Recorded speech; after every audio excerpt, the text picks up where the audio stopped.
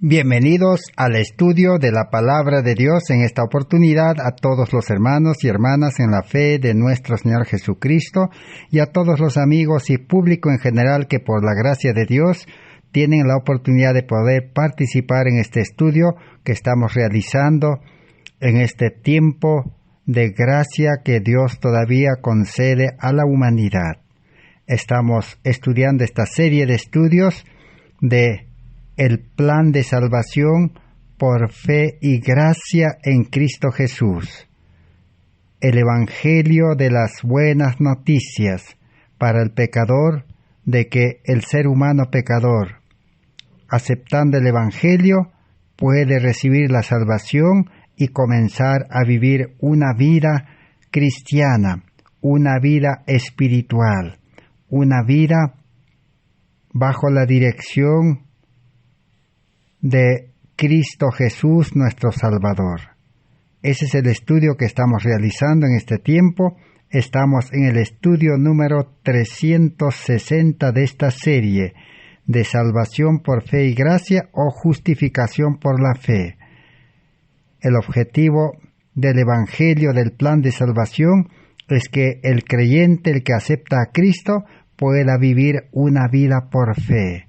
Porque la Biblia dice, el justo vivirá por la fe.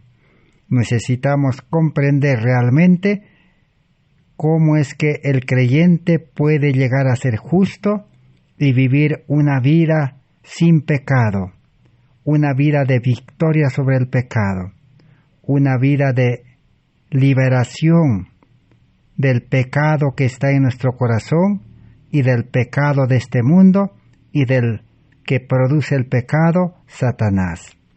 Hasta aquí hemos estudiado en qué consiste este mensaje de salvación. Y hemos estudiado también las condiciones para recibir el perdón, la salvación, para volver nuevamente a ser hijos de Dios. Son 12 condiciones que hemos estudiado, pero ahora estamos estudiando que todo esa obra de salvación, desde principio a fin, es por fe, pero es obra del Espíritu Santo.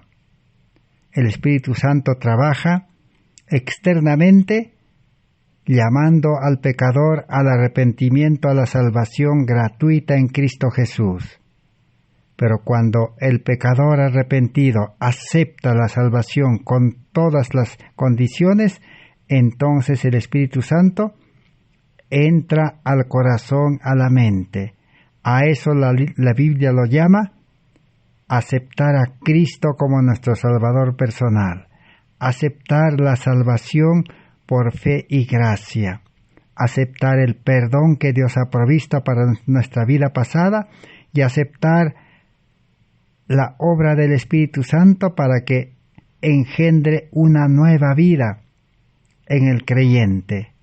Y así entonces el creyente, por el poder y milagro del Espíritu Santo, puede nacer a una vida nueva. Ahora el cristiano que ha nacido del Espíritu, la Biblia presenta de que el justo vivirá por la fe. Pero eso no quiere decir de que la naturaleza pecaminosa, el hombre carnal, haya desaparecido, sino que el hombre carnal, el viejo hombre, está ahí, solo que ahora Dios ha dispuesto junto al hombre viejo o dentro del hombre viejo, ha dispuesto el hombre interior, el hombre espiritual, ahora bajo la dirección del Espíritu Santo.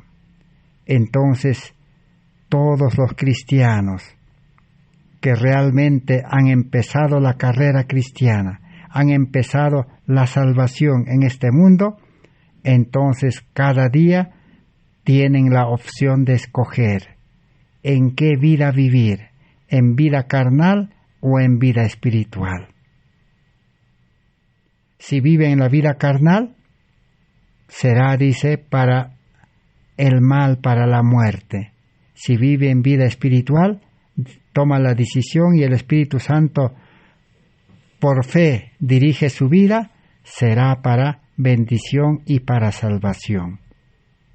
Entonces, en esta oportunidad vamos a comprender cómo es eso de que algunos siguen viviendo en vida carnal y otros pues escogen y toman la decisión cada día de vivir en vida espiritual bajo la dirección del Espíritu Santo. Veamos entonces la oración de Jesús en San Juan 17, 15 al 18. ¿Cuál es el propósito por el cual Cristo vino a este mundo?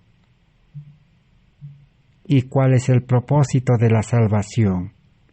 Y también vamos a leer en el libro Maravillosa Gracia de Dios, página 97. Dice así: hay dos reinos en este mundo, el reino de Cristo y el reino de Satanás. En este mundo que vivimos hay una lucha entre el bien y el mal.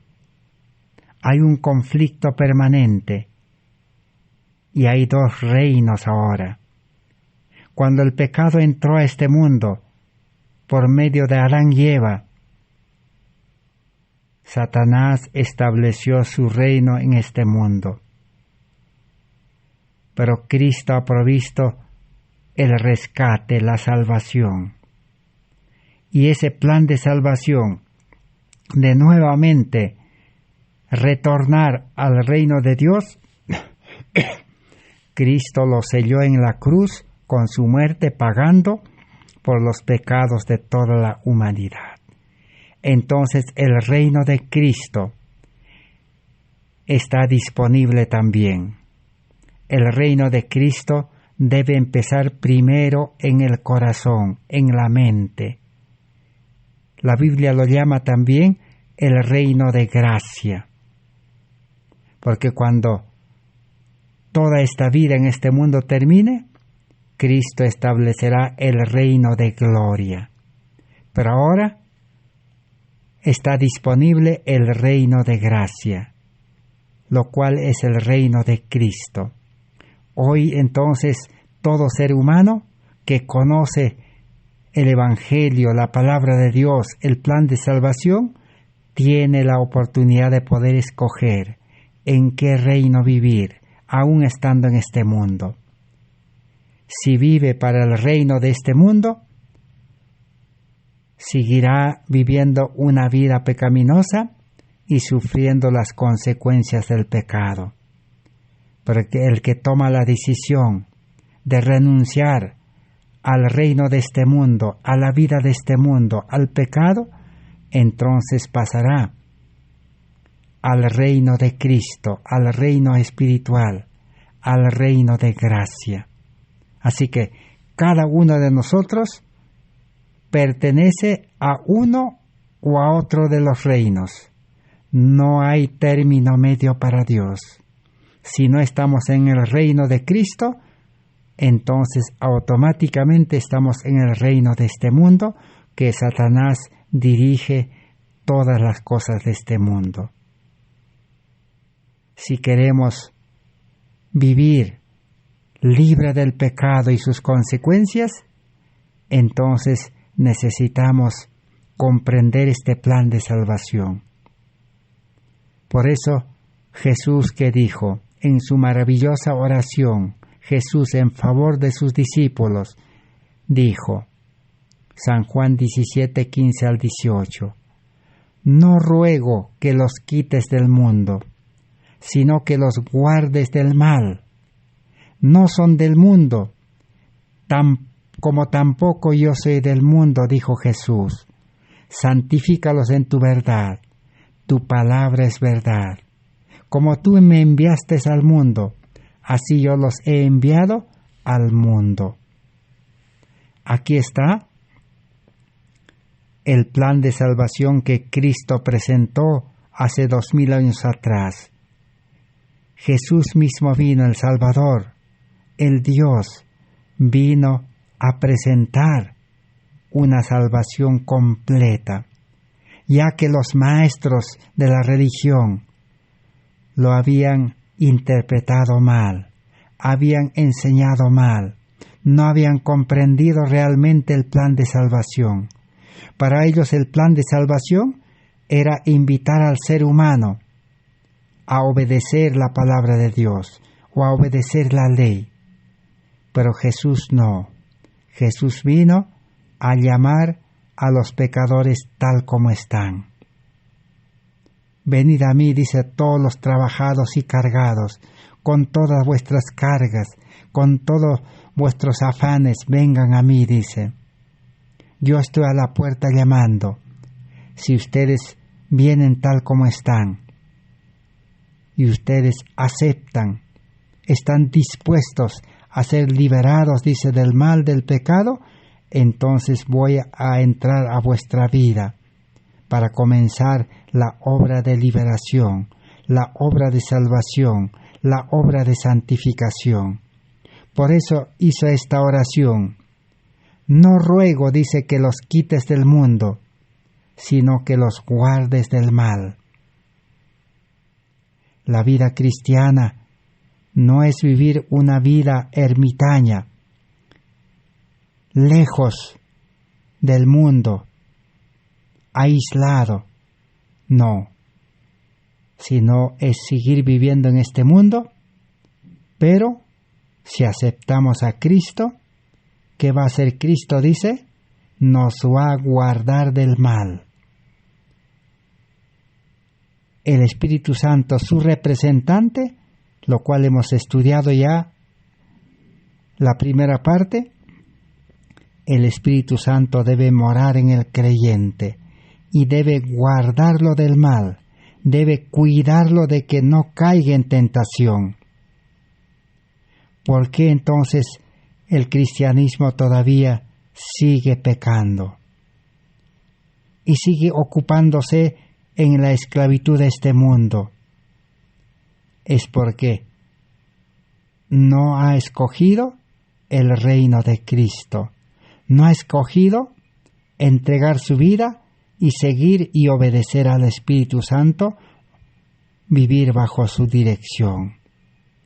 El ser humano le gusta manejarse a sí mismo por medio de su yo. El ser humano se confía en su preparación, en su dinero, en todas las cosas que tiene. No quiere dejarse guiar por el Espíritu Santo.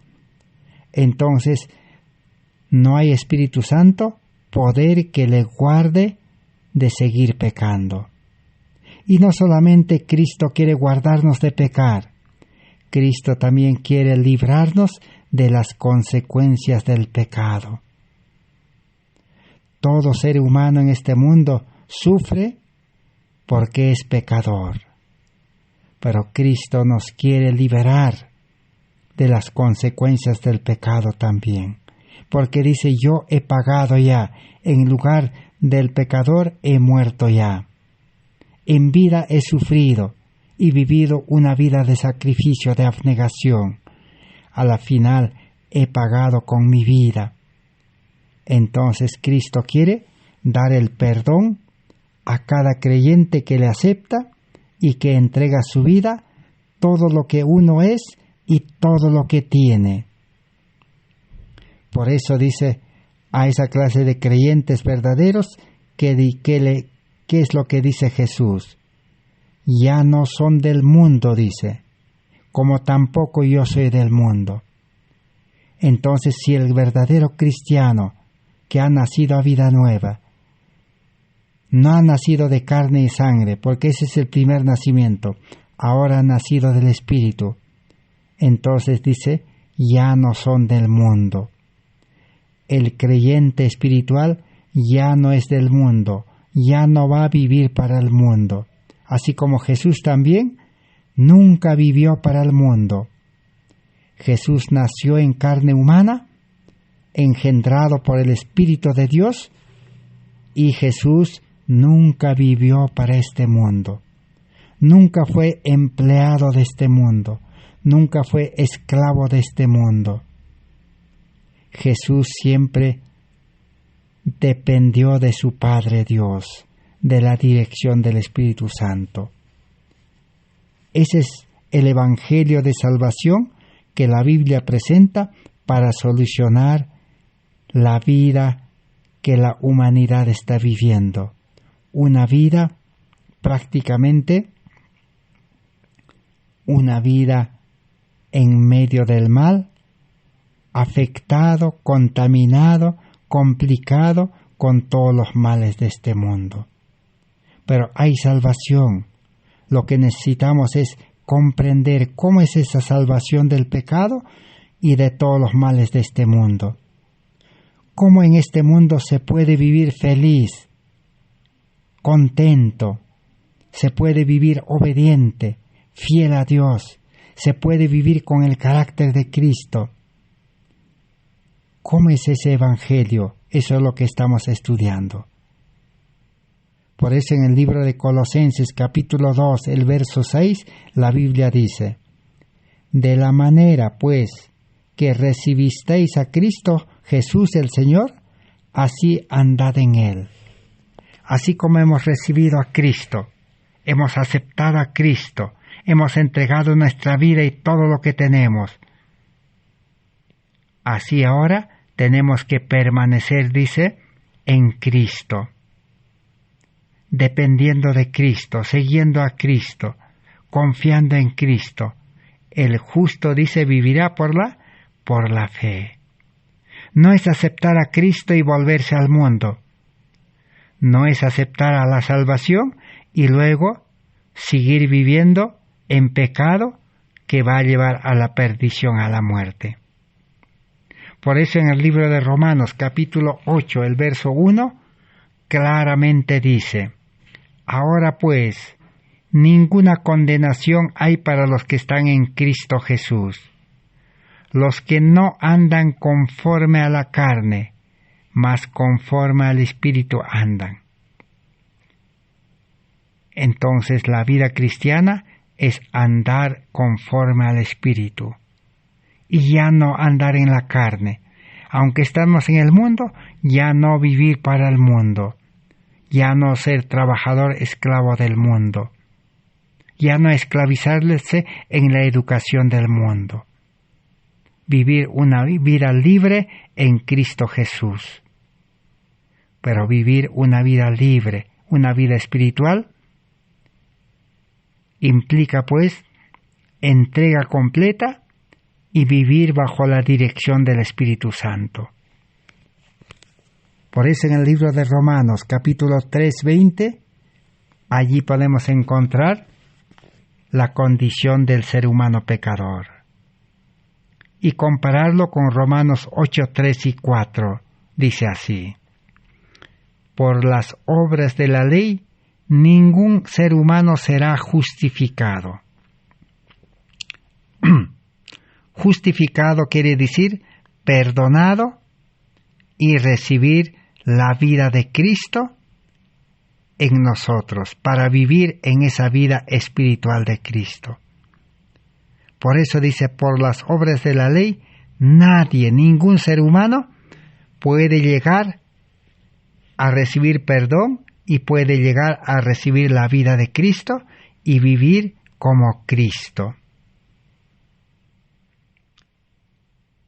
Y sigue diciendo en Romanos 8:3-4, porque lo que era imposible para la ley, por cuanto era débil por la carne,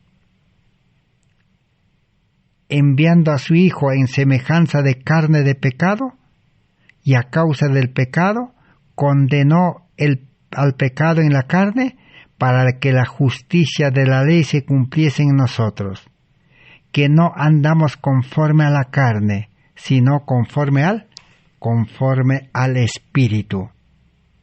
Ese es el Evangelio de salvación. Por las obras de la ley, dice, ningún ser humano, por más que sea un creyente que obedezca a la letra, la palabra de Dios o la ley de Dios, ningún ser humano, dice, podrá llegar a ser justo.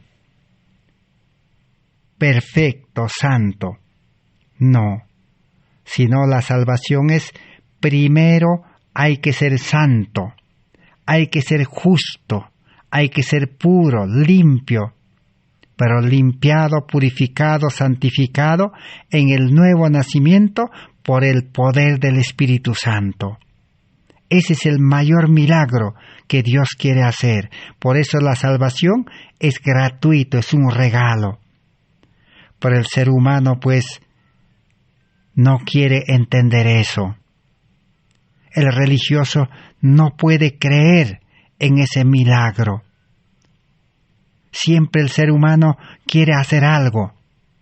Siempre quiere obedecer, cumplir. A eso se llama querer salvarse por un método humano, antiguo pacto. El pacto viejo, que es para maldición, para fracaso en la vida cristiana. Así el pueblo de Israel, que se prometió obedecer la ley en el monte Sinaí cuando Moisés trajo la ley. El pueblo de Israel fracasaron en el desierto y murieron en el desierto y no ingresaron a la tierra de Canaán, ni tampoco no alcanzaron salvación. Se perdieron. ¿Por qué? Porque les gustó obedecer la ley. Ellos pensaron que la ley de Dios es igual que la ley de los hombres de este mundo. Pero aún así fuera, ningún ser humano puede obedecer a perfección las leyes de este mundo. Los que vivimos en este mundo ni siquiera sabemos cuántas leyes humanas hay. Hay miles y miles de leyes. Ni los que estudian en la facultad de Derecho no saben cuántas leyes humanas hay. Y están clasificados esas leyes humanas. Y el ser humano, humanamente, carnalmente, el más fuerte, el más sabio, no puede cumplir esas leyes. Entonces, mucho menos, o mucho más, una ley de Dios santo, perfecto, puro, recto, imposible que el ser humano carnal pueda cumplir, ni con la ayuda de Dios, porque el ser humano está malogrado. Es como un vehículo, como un carro malogrado, como un coche malogrado, o es como un avión malogrado, un helicóptero malogrado. Si un carro está malogrado, por más que le ayudemos a marchar, a funcionar empujando, por más que lo empujemos, podremos empujar hasta cierta distancia, pero no va a funcionar más, no va a avanzar más porque su motor está malogrado. Así también el creyente superficial, el religioso, que se afane en obedecer, en cumplir, en mejorarse, por más que el Espíritu Santo le empuje y le ayude, no va a funcionar, porque Dios no puede obligar. Entonces la salvación, dice, por la carne no se puede. Por eso Romanos 8:3-4 que dice, porque lo que era imposible para la ley, por cuanto era débil por la carne. Así que las leyes de Dios, la palabra de Dios, no se puede, el hombre carnal no puede cumplir, obedecer, porque es débil por la carne. Pero Dios, enviando a su Hijo, dice, en semejanza de carne de pecado, y a causa del pecado, condenó al pecado en la carne, para que la justicia de la ley se cumpliese en nosotros, que no andamos conforme a la carne, sino conforme al Espíritu. Dios envió a su Hijo a este mundo, pero no vino como Dios, sino nació como un ser humano. Pero no nació engendrado por la carne en carne humana, sino Jesús, el Hijo de Dios, nació engendrado por el Espíritu Santo en carne humana. Y como fue engendrado por el Espíritu Santo, que es santo, bueno, limpio, puro, perfecto, entonces Jesús nació como un niño santo, perfecto, bueno, obediente. Y por fe, confiando en su Padre, vivió esa vida nacida del Espíritu. Porque el primer nacimiento, que es de carne, no tiene valor para la salvación. Ahora Cristo vivió siempre haciendo la voluntad de su Padre, dirigido por el Espíritu Santo, en vida espiritual, y nunca cayó en pecado. Satanás le tentó en todo, dice, así como tienta a los hombres hoy. Pero Jesús nunca cayó en pecado porque dependía del Espíritu, dependía de su Padre. Jesús dijo: yo nunca hago mi voluntad, nunca hablo mis palabras, nunca hago mis obras, sino hablo las palabras que Dios mi Padre pone en mi boca, y hago las obras de Dios, lo que el Espíritu Santo quiere obrar en el creyente. Así nos dejó el ejemplo de una vida dependiendo del Espíritu. Se llama vida espiritual, nacer del Espíritu y vivir en el Espíritu. Por eso el verdadero cristiano ya no anda conforme a la carne, dice Romanos 8, 3 y 4, sino anda en el Espíritu. A eso se llama: el justo vivirá por la fe. Y el apóstol Pablo escribe en Gálatas capítulo 5, verso 16-17, andad ahora, dice, en el Espíritu, y no satisfagáis los deseos de la carne. Hay que satisfacer al Espíritu, dice, ser guiado por el Espíritu, andar donde quiera que el Espíritu nos lleve y nos conduzca. Y el Espíritu nos conduce, pues, a la obediencia. Nos conduce a llevar este Evangelio, a trabajar para Dios, para Cristo, a vivir una vida de santidad, porque es un guía seguro. Entonces, si eso aceptamos, no satisfagáis, dice, los deseos de la carne. Como dice en 1 Juan capítulo 1, las concupiscencias de la carne. ¿Cuál es el deseo de la carne? ¿Qué es lo que el hombre carnal desea, la mujer carnal, en vida carnal? ¿Qué desea con su mente carnal? Desea, pues, educarse en este mundo, aprender a trabajar para el mundo. El hombre carnal desea ser profesional. El hombre carnal quiere tener su negocio, su empresa, su trabajo.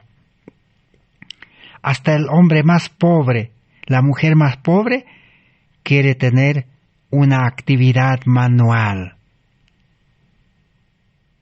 Ese es el deseo de la carne, y quiere tener dinero, quiere tener su casa, quiere tener comodidad, quiere tener todas las cosas que este mundo ofrece. Esos son los deseos de la carne. Entonces, el que vive, dice, en vida espiritual, no satisface los deseos de la carne. ¿Por qué?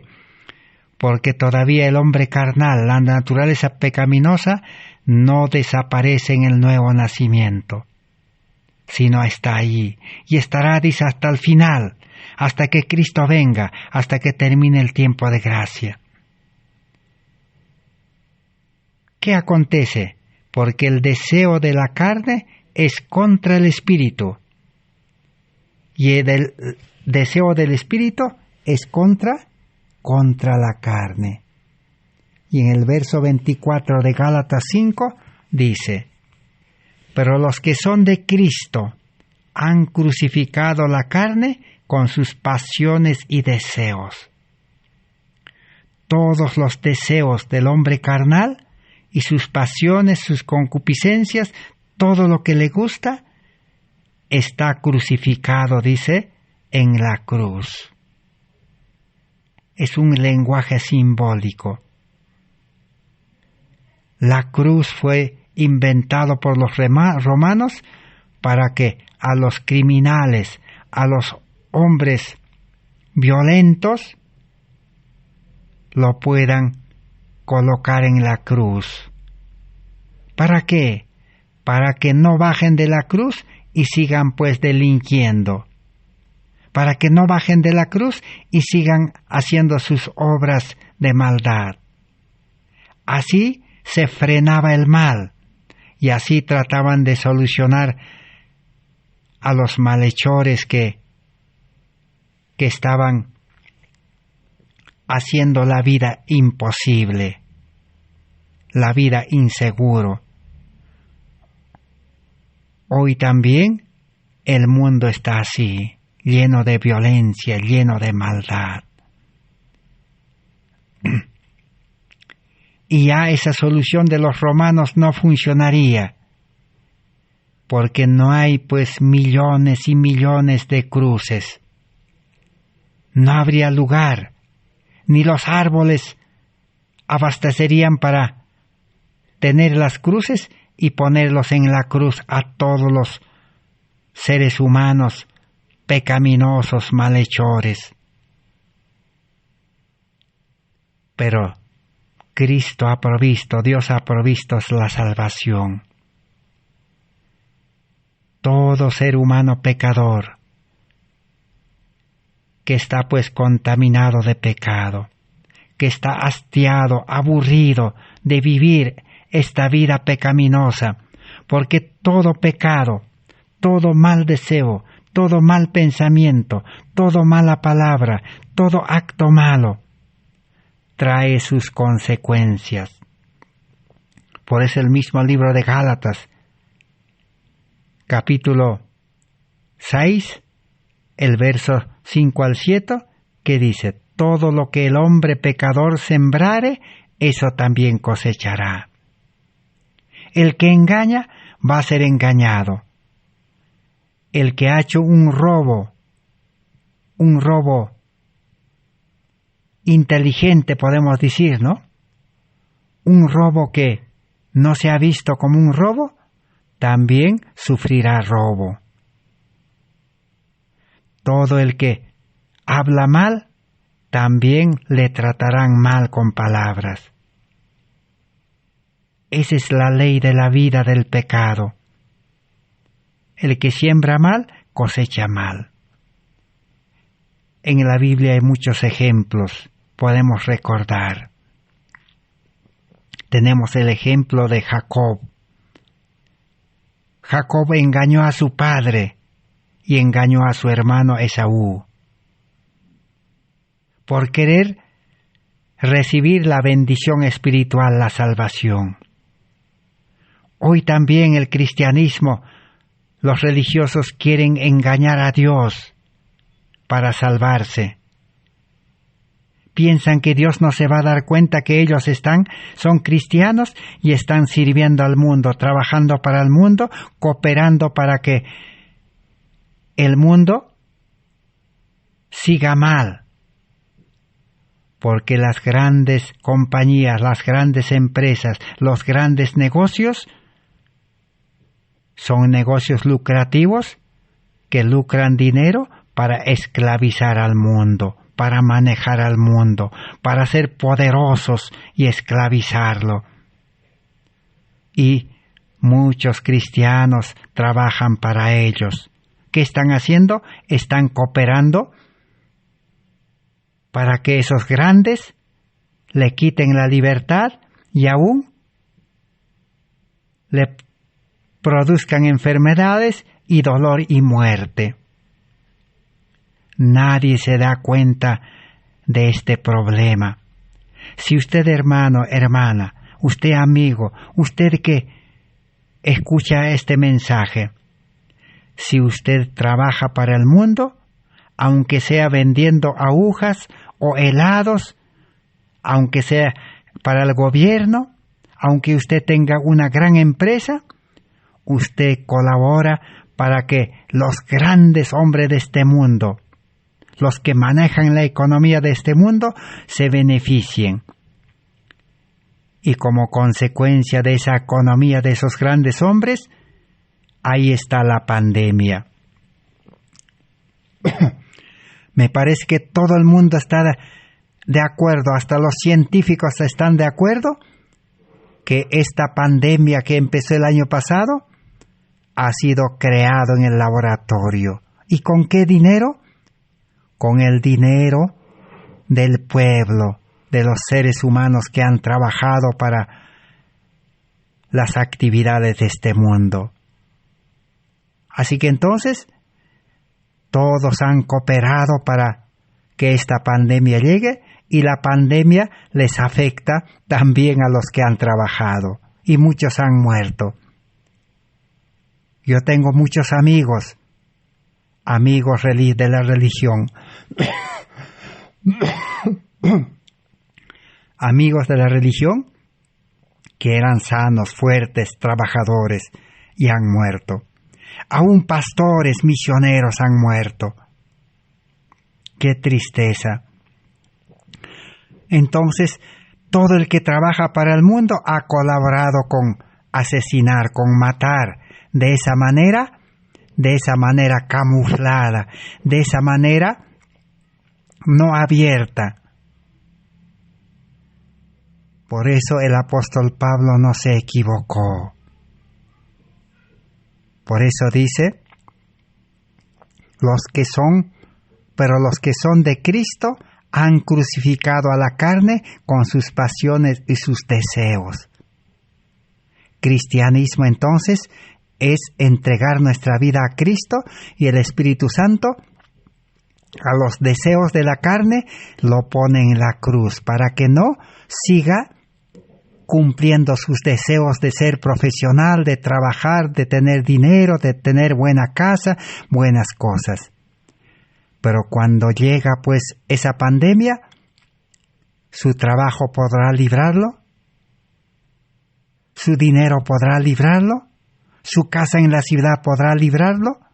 Más bien su casa, su vivienda, se convierte en una cárcel. Porque las leyes decretan que nadie salga de su casa si no quiere contagiarse. Y obediente el ser humano se queda en su casa ahí, encarcelado. Ese es el problema del pecado. Pero el plan de salvación es una completa salvación, liberación de todas esas consecuencias del pecado. Y la Biblia está llena de ejemplos. Ahora las cárceles son modernas, las guerras son modernas, guerra biológica. Pero antes era pues guerra con armas, guerra con fuerza humana. Antes las cárceles eran cárceles construidas donde lo encerraban. Pero ahora no. Ahora es fácil esclavizar a las personas con las actividades, con los trabajos de este mundo. Es fácil decretar leyes por medio del gobierno que nadie salga de su casa, que nadie vaya a la iglesia, que nadie visite a los enfermos, que nadie pueda ir a la cárcel. Y si usted, amigo, hermano, no cree, ¿por qué no hace la prueba? ¿Por qué usted no va a los hospitales a visitar a los enfermos, como antes lo hacía? ¿Por qué usted no va a las cárceles a visitar y diga, le voy a predicar el Evangelio? No le van a permitir. Los poderosos de este mundo, para los cuales hemos trabajado, con esa economía en sus manos, están quitándonos las libertades. La salvación entonces, ¿en qué consiste? Renunciar a la vida carnal. Decir, Señor, ya no quiero vivir con mis deseos, con mis concupiscencias, con mis gustos. Te entrego mi vida, crucifícalo en la cruz.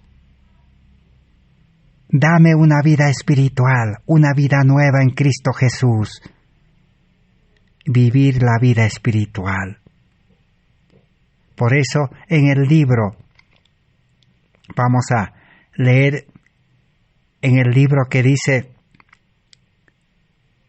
Testimonios para la Iglesia, tomo 4, página 359. Dice así: si Cristo está en vosotros, crucificaremos a la carne con sus afectos y sus concupiscencias. Pero el lado brutal de la naturaleza carnal toma las riendas del control y guía a la parte espiritual, invirtiendo el orden de Dios. Muchos pueden decir: yo soy cristiano, me he entregado a Cristo, y es posible que sea cierto, pero en el momento impensado, cada día el yo se levanta, la naturaleza carnal, es el lado, dice, brutal, poderoso, que toma el control de la vida nuevamente, y el hombre espiritual no puede hacer nada, porque Dios no obliga. El Espíritu Santo no puede obligar cuando el ser humano quiere hacer su voluntad. Y así nuevamente el creyente vuelve al mundo, a ser esclavo del mundo. Por eso en Romanos 8:7 dice: los designios de la carne son enemistad contra Dios, porque no se sujetan a la ley de Dios, ni tampoco pueden. Así es el hombre carnal. Y Romanos 8:6 dice: porque el ocuparse de la carne es muerte, pero el ocuparse del Espíritu es vida y paz. El que sigue la religión en la carne, a la final va a encontrar la muerte. Primero el dolor, la enfermedad y la muerte. Pero los que se ocupan del Espíritu, dice, viven en vida espiritual, no haciendo su voluntad, entonces encontrarán, dice, vida y paz. Así que en este tiempo de crisis sí se puede vivir feliz y en paz. Aunque esté en la cárcel de su casa, no importa, porque también la iglesia primitiva que Cristo estableció como un ejemplo, sus creyentes, cuando eran encarcelados, el Espíritu Santo, los ángeles de Dios, abrían la cárcel. O Dios mandaba un terremoto, la cárcel se abría y salían sanos y salvos. Hoy solamente cristianismo en vida espiritual se puede vivir feliz, aún se puede visitar a los enfermos, aún se puede liberar de la cárcel del pecado a los seres humanos que están encarcelados en el pecado. Dios es poderoso en sí. Necesitamos esa fe. Por eso dice: el justo vivirá por la fe. No dice: el pecador vivirá por la fe. Por eso estamos estudiando cómo llegar a ser justo. Para llegar a ser justo es fácil. Una vida de justicia, una vida santa, una vida pura, una vida de santidad, se recibe en la justificación por la fe. Junto con el perdón de los pecados, cuando uno acepta a Cristo, se recibe esa vida, ser santo. Pero un santo, un consagrado, no puede volver a la vida de este mundo, porque ya no tiene el espíritu del mundo, ya no obedece a la carne, al yo, ya no obedece a los líderes de este mundo, ni siquiera a los líderes religiosos. Si un líder religioso le dice: hermano, hermana, anda al mundo a trabajar, gana dinero y solamente trae los diezmos, está enseñando mal el Evangelio. Porque el Evangelio es liberación. La verdad, dice, os libertará. ¿Y quién es la verdad? Jesús vino a este mundo y ¿qué dijo? Yo soy el camino, la verdad y la vida, y la verdad os libertará. Si Cristo entra a nuestra vida y crea una nueva vida espiritual, el poder del Espíritu Santo, la gracia de Dios, nos va a liberar de todas las actividades de este mundo y de todos los poderes de este mundo. Es la única salvación que Dios ha provisto para vivir feliz, gozoso, en reposo y en paz en este mundo convulsionado, en este mundo cuando los poderes de este mundo quiten las libertades a toda la humanidad. La guerra biológica, dice, no tendrá poder sobre los cristianos espirituales. Esa es la promesa de Dios en la verdadera salvación. ¿Y cómo es vivir esa vida espiritual? Romanos 12:3 dice, el creyente espiritual, dice, no tiene más alto concepto de sí mismo que el que debe tener. El creyente verdadero nunca tiene un alto concepto de sí mismo. No dice yo puedo hacer las cosas, yo estoy preparado, yo puedo enfrentar, yo soy cristiano. No dice, no se gloria con la fuerza humana, ni con la sabiduría humana, ni con la preparación humana. Romanos capítulo 8, el verso 9. También en el libro Joya de los Testimonios, tomo 2, página 126, dice así: muchos suponen que el espíritu misionero y las cualidades para el trabajo misionero constituyen un don especial que se otorga únicamente a los ministros y a unos pocos miembros de la Iglesia, y que los demás miembros han de ser meros espectadores. Nunca ha habido mayor error como esto en el mundo. Estas palabras son palabras de Dios, palabras inspiradas, palabras que nos pueden salvar de este mundo que está marchando hacia el mal apresuradamente. Esa es la verdadera vida cristiana. Voy a repetir la lectura y necesitamos tomar atención, abrir los oídos físicos y los oídos espirituales, humillarse ante Dios, decir: Señor, quiero comprender esas palabras que me pueden salvar. Repetimos entonces: muchos. ¿Quiénes son esos muchos? Muchos religiosos, muchos cristianos superficiales, suponen que el espíritu misionero y las cualidades para el trabajo misionero solo constituyen un don especial que Dios otorga solamente a los ministros y a unos pocos miembros de la Iglesia, y que todos los demás han de ser meros espectadores nada más en la Iglesia. Nunca ha habido, dice, tal error. Ese es el error, la falsedad, la mentira, el evangelio pervertido que se enseña en las iglesias, en las corporaciones, en los ministerios, en los grupos. ¿Qué es lo que enseñan? Que solamente el ministro, el líder, el pastor y algunos miembros de iglesia deben dedicarse a predicar el evangelio.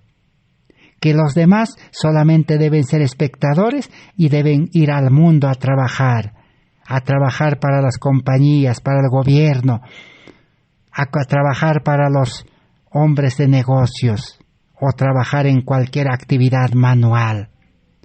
Porque también el que trabaja en actividad manual es esclavo del mundo, porque la materia prima y todos los aparatos que utilizan para trabajar tienen que comprar.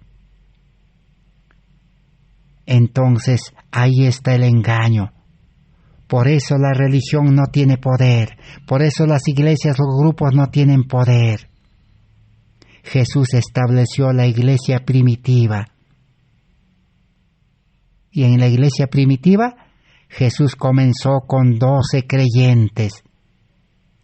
11 eran los que habían aceptado el llamamiento de Cristo y uno de ellos no fue llamado, pero también vino para unirse a esa iglesia primitiva. Y pregunto, ¿solamente Cristo como el líder es el único que trabajaba todos los días predicando, enseñando, sanando enfermos? ¿Y los demás estaban como espectadores nomás y volvían a trabajar en sus trabajos? Los pescadores volvieron a trabajar pescando pescados para alimentar a la humanidad. ¿Y Judas y los demás que eran preparados volvieron a su trabajo? No. Aún Judas, que no era fiel y se perdió, juntamente con los discípulos, todos los días trabajaba con Cristo. Cristo era el líder y los demás eran colaboradores, siervos, obedientes. Así es la iglesia verdadera. El trabajo no es solamente para el ministro ni para algunos pocos miembros de iglesia. Todos los miembros de iglesia, fieles e infieles, buenos y malos, convertidos no convertidos, si están en la iglesia correcta, deben trabajar todos los días. Así solamente Dios puede obrar, porque Jesús dijo: id y predicad el evangelio todos, toda la iglesia, y yo estaré con vosotros. Pero nunca salgan a trabajar, dice, sin ser convertidos, sin tener el Espíritu Santo y sin seguir a Cristo el Maestro.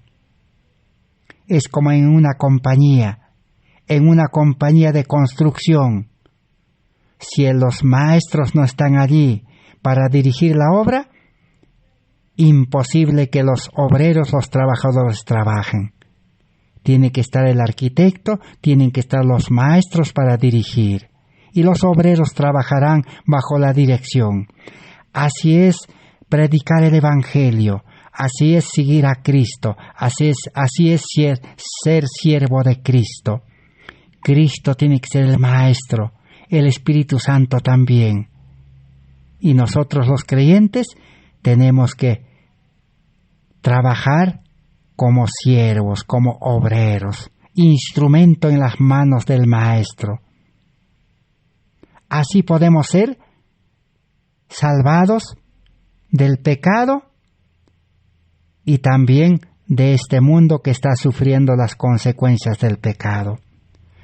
Todo verdadero cristiano ha de poseer un espíritu misionero, porque el ser cristiano es ser como Cristo, donde nadie vive para sí, y si alguno no tiene el Espíritu de Cristo, el tal no es de Cristo. Y Jesús ya había dicho: el que no trabaja conmigo es contra mí, es enemigo de Dios. ¿Y quién es el enemigo de Dios que hemos leído en Romanos capítulo 8, 6 y 7? El hombre carnal. El hombre carnal, dice, si el cristiano vive en la carne, es enemigo de Dios. Y no puede cumplir, dice, ni la palabra de Dios ni la ley de Dios. Así que queda claro. Por eso hemos leído en el estudio anterior, Cristo organizó la iglesia, dice, solamente con fines misioneros, solamente para que pueda trabajar para salvar almas.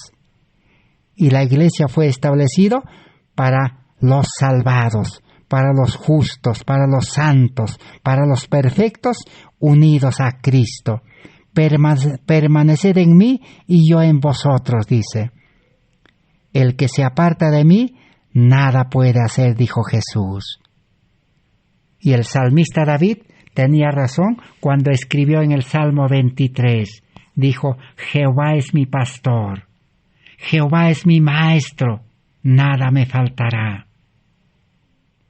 En el libro Mente, Carácter y Personalidad, tomo 1, página 36, dice así: cuando la mente no está bajo la influencia directa del Espíritu de Dios, Satanás puede modelarla como desea, Por lo tanto, se mantiene una conducta que ofende a Dios y es enemigo de Dios. Solamente hay dos caminos, dos formas de vida cristiana, vida religiosa.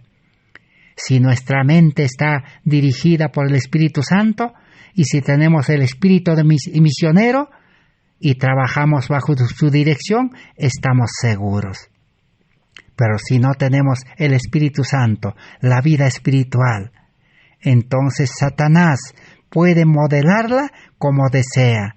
Por lo tanto, se mantiene en una conducta que ofende a Dios, enemigo de Dios. No hay término medio. Por eso los religiosos en el tiempo de Jesús, así como estamos estudiando, Jesús estaba predicando este evangelio.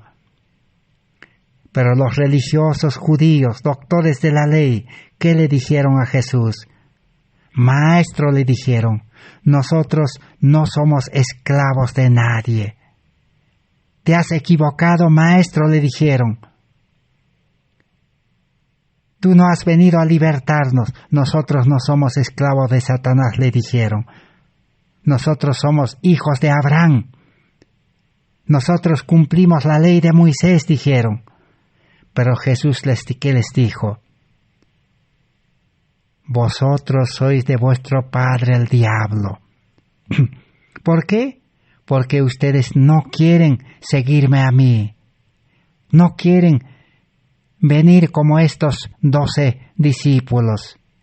Entonces son enemigos de Dios, les dijo. Hoy en día también eso acontece. Si usted, hermano, si usted, hermana, joven, señorita, amigo, si yo también, yo no me uno a los creyentes que viven la vida espiritual, con el espíritu misionero, que están ávidos, deseosos de todos los días predicar, enseñar, atender enfermos. Si yo no me uno con ellos, con el amor de Dios, con el espíritu misionero, entonces Satanás me va a utilizar. Satanás te va a utilizar. ¿Para qué? Para ser esclavo del mundo. Te va a dar profesión, estudia, dice. Te va a dar trabajo, trabaja para el gobierno, trabaja para las empresas. Y si no eres educado, te va a decir, trabaja en una manualidad. Así Satanás engaña. Y en este tiempo de crisis, en las angustias que vienen a este mundo, seremos presas del enemigo. Por eso, en el libro Consejos sobre Mayordomía Cristiana, página 198 dice, vivid bajo la dirección del Espíritu Santo y aumentad diariamente vuestra experiencia cristiana. El que vive bajo la dirección del Espíritu Santo, guiado por el Espíritu Santo, va a crecer en la vida espiritual, en la experiencia cristiana. ¿Y qué dice el libro Mente, Carácter y Personalidad? Tomo 1, página 134. Cuando usted reciba a Jesús como su Salvador personal, habrá un cambio notable en la vida de usted. Se convertirá y el Señor Jesús, por medio de su Espíritu Santo, estará junto a usted. Ya no habrá más esa intranquilidad y esa insatisfacción que ahora posee.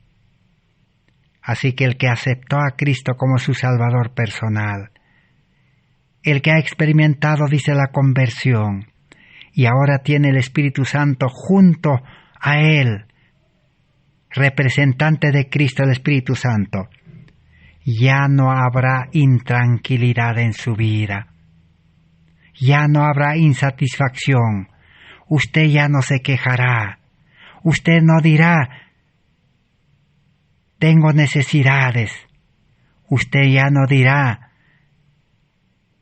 que está viviendo mal. El cristiano que tiene el Espíritu Santo no se queja. Si hablamos del hogar, el esposo ya no se quejará de la esposa ni de los hijos. La esposa ya no se quejará del esposo ni de sus hijos. Los hijos tampoco no se quejarán, porque tienen el Espíritu Santo morando en él. Y el Espíritu Santo, dice, trae todas las bendiciones. Todo lo que usted quiere, el Espíritu Santo le suplirá. Por eso Jesús dijo en San Mateo 6:33, buscad el reino de Dios. Vivid por fe en el reino de gracia. Y lo demás necesidades será añadido. No te va a faltar nada, dice. Mira las aves del cielo. No están preocupados, afanados, trabajando esclavizados en este mundo. Y Dios les alimenta. ¿Ustedes no valen más que las aves?, preguntó Jesús. En el mismo libro Mente, Carácter y Personalidad, tomo 1, página 322 ahora, que nos dice: pero cuando se recibe la verdad como verdad en el corazón, esa verdad que libera, esa verdad que es Cristo, dice, ha pasado por la conciencia y ha cautivado el alma por medio de sus principios puros. La verdad ha puesto principios puros, el principio del amor en el corazón. Es puesta en el corazón por el Espíritu Santo, que da la forma de su belleza a la mente a fin de que su poder transformador pueda verse en el carácter. El carácter del creyente será transformado de un carácter colérico de ira a un carácter paciente de amor. Consejos para la Iglesia, página 240. Dice así, vamos a leer este último párrafo para terminar nuestro estudio. Aunque cada uno debe manifestar su propia individualidad, esta debe encontrarse bajo el control del Espíritu Santo. Si somos bondadosos y semejantes a Cristo, se producirá una unión de los corazones y de los intereses que resultará beneficiosa para todos. El cristiano espiritual, Dios no le quita la individualidad. Todavía es libre para decidir. Dios no obliga a nadie. Cada día tenemos que decidir. Bien, ¿obedezco al Espíritu Santo o obedezco a la carne, a mi yo? Bien, ¿obedezco a los líderes de este mundo o obedezco a Cristo, que es el verdadero líder que está en mi vida? Ahora sí, si obedecemos a Cristo, al Espíritu Santo, seremos bondadosos, semejantes a Cristo. Y el amor de Dios unirá los corazones, dice. El corazón de un creyente que tiene el amor de Cristo y el Espíritu de Cristo se unirá con otro creyente que tiene el amor de Dios y el Espíritu misionero de Cristo.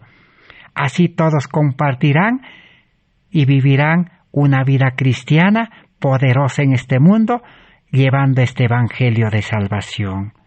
Esa es la verdadera vida cristiana que anhelamos, que deseamos y debemos tener hambre y sed de la justicia de Cristo y del Espíritu Santo. Así entonces el cristianismo será poderoso para predicar este evangelio al mundo en tiempos difíciles. La profecía ya está dado. Jesús dijo, lo que la Iglesia no ha podido predicar, llevar este evangelio poderoso de salvación al mundo en tiempo de paz, lo tendrá que hacer en tiempos prohibitivos, en tiempos difíciles, en tiempos de pandemia, en tiempos de persecución, porque tendrán el poder de Dios. No hay nada que pueda impedir a Dios. Dios es poderoso. Sacaba de la cárcel a los apóstoles, a los discípulos. Así hoy también quiere hacer milagros. Pablo una vez estaba ya apedreado y muerto. Jesús lo levantó.